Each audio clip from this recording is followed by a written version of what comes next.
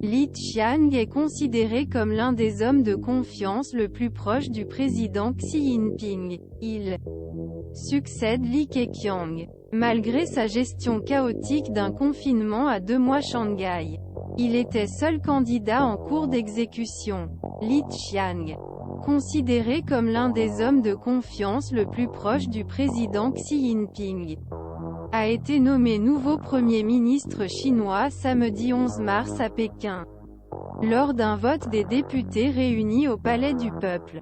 Cécile, ancien chef du Parti communiste de Shanghai, a obtenu 2936 voix pour, 3 contre et 8 abstentions. À 63, il a succédé à Li Keqiang, en poste depuis 2013. Li Qiang, qui avait été propulsé au grade de numéro 2 du Parti communiste en octobre, n'a aucune expérience au niveau du gouvernement central.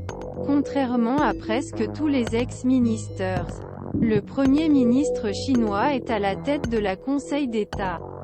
La fonction est traditionnellement associée à gestion quotidienne du pays et à la conduite de politique macroéconomique. Li Qiang, cependant, a terminé un riche voyage au sein de l'administration locale, approuvant d'importantes fonctions de gestion les riches provinces côtières Zhejiang et du Jiangsu.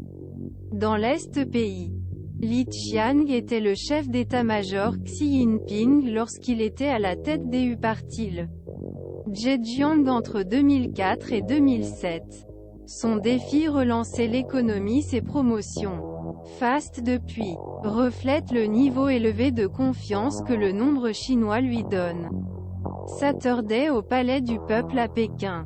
Xi Jinping et Li Qiang sont apparus des complices au moment du vote, échangeant la gentillesse avec sourire. La probabilité que Li Qiang ait obtenu une fonction aussi élevée semblait être compromise après sa gestion chaotique d'un confinement 2 mois à Shanghai l'année dernière, au cours de laquelle les 25 millions d'habitants la ville avait connu des difficultés d'approvisionnement et des soins médicaux essentiels.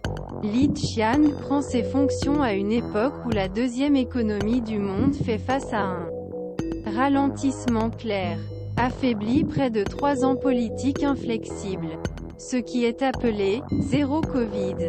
Pour 2023, le gouvernement s'est fixé une cible de environ 5%, la croissance du PIB, l'une des plus faibles depuis des décennies.